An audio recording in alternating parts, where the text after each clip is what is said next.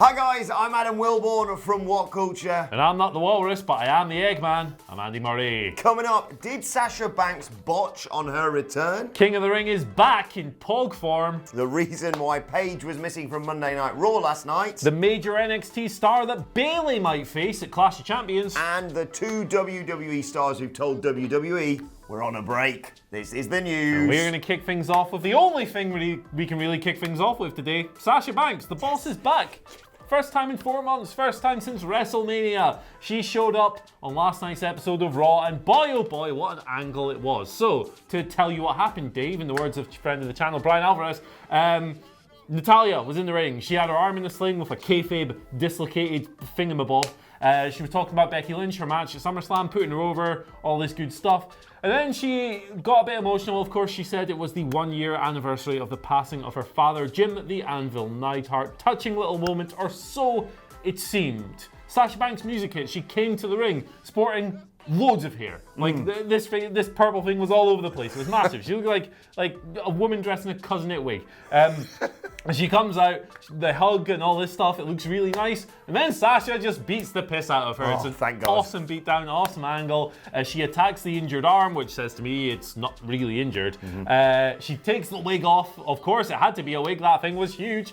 New blue hair, new boss, new attitude, finally a heel on the main roster, and then out comes Becky Lynch to save the day. Or so she thought. Becky ended up getting her own arse handed to her via steel chair beatdown on the outside of the ring. Boss, Banks just kind of swaggers out of there, having foiled the man, and now, in one fell swoop, not only have WWE brought Sasha back and turned her heel, something a lot of people have wanted for a long time, they've set her up for potential programs with Natalya and Becky Lynch. What an angle! Absolutely fantastic stuff. Love this.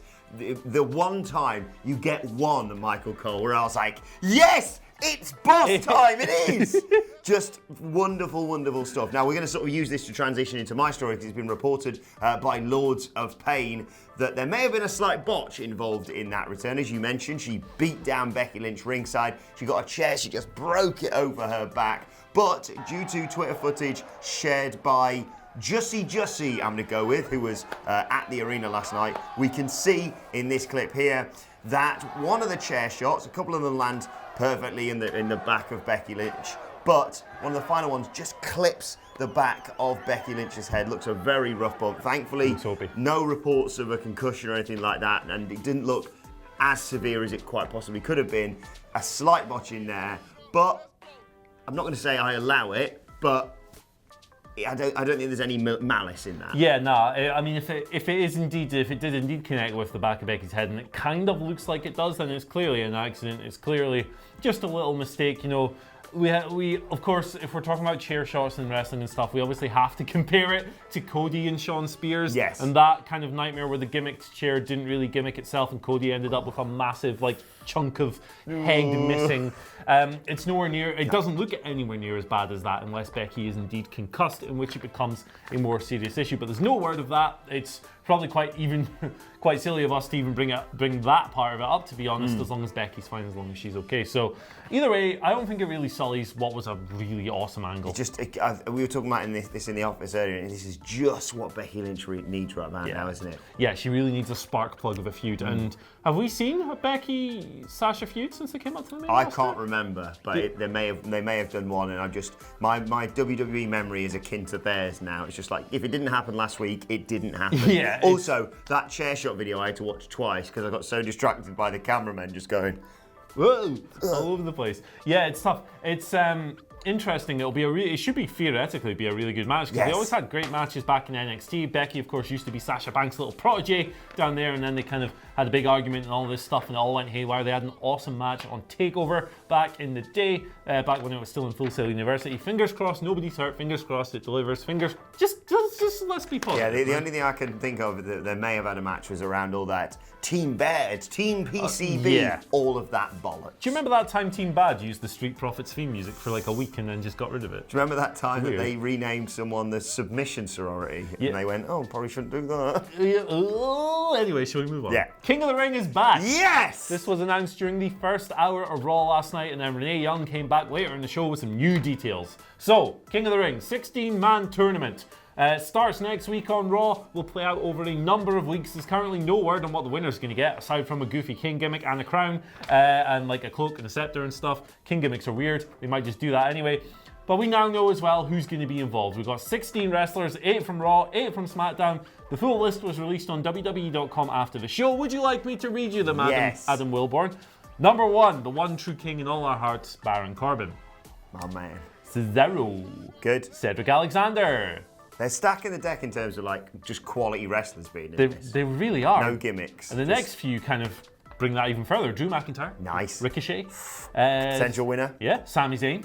Oh, he keeps getting jobbed out. Yeah, he's going to lose. That'll continue. Samoa Joe. Samoa Joe. The Miz. Yeah, good. And on the SmackDown side, we've got Make a Difference Ali. Lovely. We've got Andrade. Yeah, just amazing. Give it to him. Give him the belt. We've got Apollo Crews. Looked ripped, by the way, on that kickoff show. Absolutely SummerSlam. Stacked. Wow. Buddy Murphy, who's wrestling Roman Reigns on SmackDown tonight. Chad Gable. I mean, if you just we need someone who's amazing at wrestling. Just get Chad Gable. Yeah, Chad Gable. Elias.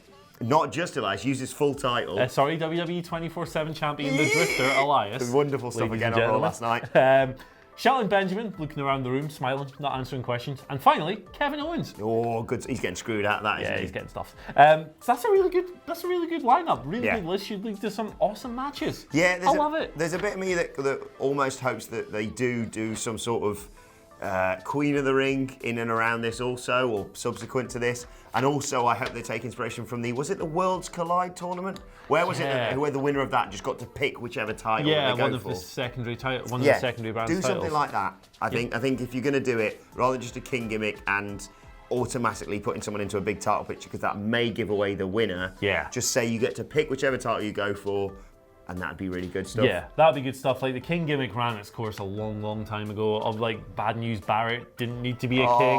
All this stuff. Let's hope that. Love you, Stu. Yeah, let's hope that whoever wins turns out to be more of a Steve Austin or a Bret Hart and not the one Billy Gunn.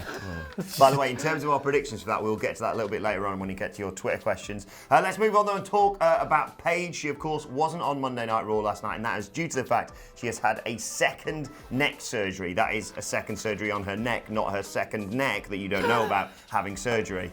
In her absence, though, the Kabuki Warriors failed to defeat one of the best, unfortunately not the best, that would be the Iconics Women's Tag Team Champions, Alexa Bliss and Nikki Cross, who seem to be facing all comers. Yeah, these belts seem to be defended on every single show these days. Well, the Iconics defended them quite a lot. I think 3 times. Three times in 4 months, was it? Yeah, good. No, good stuff. I love seeing the belts on TV. They've been away for so long. We spoke about this briefly when the Iconics lost the belts, is that now that they're on Alexa Bliss, they love Alexa Bliss, so they're going to be on TV a lot. Good. Yeah, great. I mean, the Kabuki Warriors looked a bit daft in that match, but sod it. It's kind of how it played out, and I guess we should probably talk about Paige, actually, shouldn't we? Yes, Given that she's having her second neck surgery in like 2 years. Yeah, second neck surgery. No report on how that surgery went as of yet, but of course, hopefully, things will improve for her, because I like her in this role at the moment as manager or whatever, business consultant, one of the bloody titles they want to use. Yeah.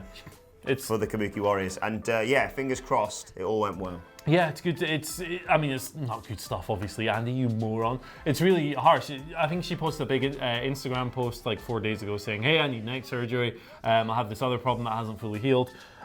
She's obviously never going to take a bump again and probably never going to wrestle again, but the least we can hope for is that she heals up, is able to return to TV nice and quick, and that the neck, which she describes as being that of a 60-year-old, doesn't cause her too many problems. Yeah, let's hope this eases some of her issues. And like you say, she can return back to telly, because she was one of the biggest casualties of the whole, the authority figure is bollocks now. Yeah, get out of here, we don't like you. She was great on SmackDown, and now hopefully we can make the most of her as the whatever that we're calling her of the Kabuki Warriors. Yeah, whatever she does going forward. Let's talk about Bayley, SmackDown Women's Champion. Not the best match with Ember Moon put on at SummerSlam. A bit of a letdown, if we're being honest, for 2 of the best women's wrestlers in the company. Wasn't bad. Wasn't terrible. No. But you'd expect something more from 2 phenomenal talents. Either way, it looks like she's moving on to new challengers and potentially a big NXT star at Clash of Champions next month's pay-per-view.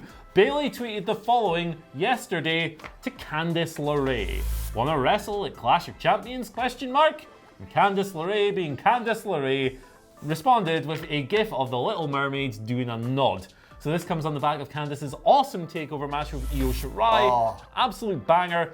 We watched it together. I was 2 bottles of wine deep. I had a great time. But yeah, this is a really cool, exciting, different match, particularly as they have quite similar characters. The affable underdog babyface smiley thing. Obviously, Bayley's evolved quite a lot since then, and there's more to both of them than that, but exciting stuff. Yeah, I enjoyed what they did with Ember Moon in terms of them both being baby faces, but both having a little bit of an edge, and hopefully that can be worked into this now. And I suppose everyone was looking around about, right, now Sasha Banks is clearly going to Monday Night Raw. What on earth are they going to do with Bayley? But this seems like the most logical conclusion, and I think it'll be ideal for all involved. Hell yeah, give me that match. Right, finally we need to talk about Rusev and Lana, because Dave Meltzer, responding to a tweet just earlier on today, was asked about what's going on with them in WWE, and he said they are on a break and they're not sure what they want to do next. Not really a huge, shocking breaking news story. This sort of a continuation of what we all expected. But it's a real shame because I think Rusev is one of the most underrated stars in WWE. Underrated, underutilized, under everything. Make a word up that has under in the front. Rusev is it. At this stage, though, I kind of just want him to leave because I think we talk about this like every month, don't we? Like a news story comes up. Nobody seems to, they can't seem to figure out what the hell they're doing. I would like them to just draw a line under this. Like either sign like a 70-year contract or walk away. Yeah, I think they're just the latest in a long list of names of people who WWE certainly don't want to let go, but have absolutely nothing for. Yeah. If you're not going to use them, let them go, because I think Rusev could be an absolute monster in AEW. Yes. Right, let's move on to your Twitter questions at WhatCulture WWE, of course, if you want to get in touch. Let's start with Richard McClellan, who says, now that Sasha Banks is back, should WWE now be building towards the 4 horsewomen match for next year's WrestleMania? Yeah, I think that's a really good shout. The 4-way match, to me, screams money. They'll hopefully have Ronda Rousey back by then for another big match as well. But yeah, the 4-way, that's the one. Bayley has been really rebuilt over the past few months. Charlotte is obviously their ace. Becky is the man. And Sasha is back. She's heel. It's awesome. It's great. I would love to see that match at WrestleMania. I hope they can find a way to make it happen. Do you know the only way they can make that match slightly better? A McMahon in every corner. Good. All right, let's move on to another question around Sasha Banks from Matthew Cross, who says, do you think it's a coincidence that the Iconics lose the Women's Tag Team Championships and the very next week, Sasha Banks returns? Ooh. I smell a conspiracy. I should have brought the tinfoil hat. Never missed opportunity from us there. Yeah, I don't like conspiracies, so... No. Yeah, I think this is more of a coincidence than anything. I think they are 2 very separate entities, and I assume when we were talking about around SummerSlam, talking about Sasha Banks appearing after the Bayley match, I said, well, it would make more sense if she appeared on TV. You can get a few more eyes on the product if something like what happened last night happens then, as opposed to at SummerSlam, and then you don't have to explain it on the next night or make her appear and have an awkward appearance.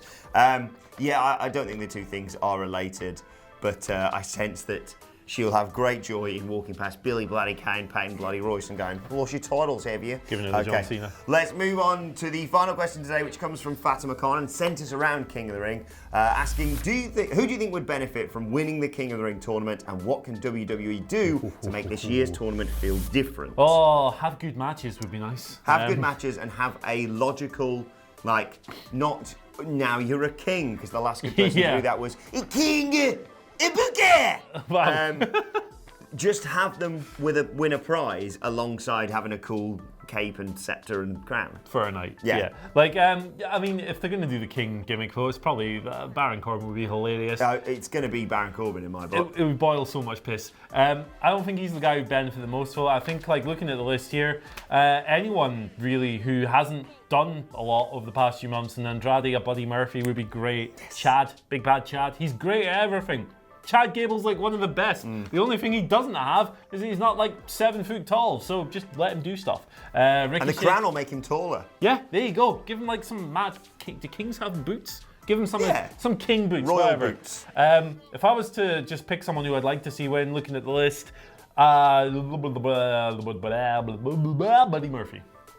Ricochet looks great in a crown. We already know that. King Ricochet. Yeah, but I'd like him to lose to Baron Corbin and Baron Corbin say, "You're only fit to be a prince." And everyone's like, "Oh, get it. But I don't think there's a person on that list you could pick that they couldn't do. Maybe Elias. But beyond that, yeah, Apollo Crews. Beyond that, I think they could do some wonderful stuff with it. It's a good ass list. Yeah, absolutely. Baron Corbin for banter and Andrade for a legitimate... Serious. Oh, my God. El Idolo de King.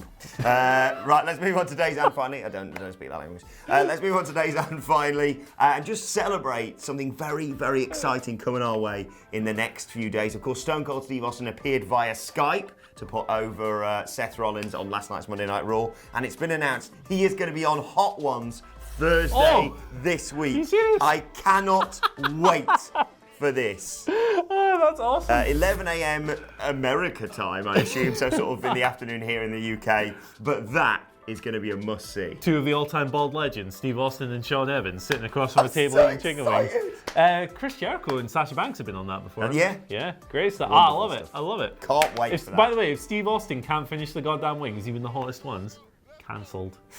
Right, let us know your thoughts on that and all of today's news stories in the comment section below. And don't forget to like, share and subscribe and send us Twitter questions at WhatCultureWWE. Whilst you're there, follow both of us. You can follow him at... Andy H. Murray. The H stands for Here's a Dog. You can follow me at Adam Wilborn. You can follow us all at WhatCultureWWE. And make sure you subscribe to What Culture Wrestling for daily wrestling podcasts. We can be reviewing Monday Night Raw a little bit later on today. My thanks to Andy Murray. Thank you for watching, and we will see you soon. Performative nerd weirdness.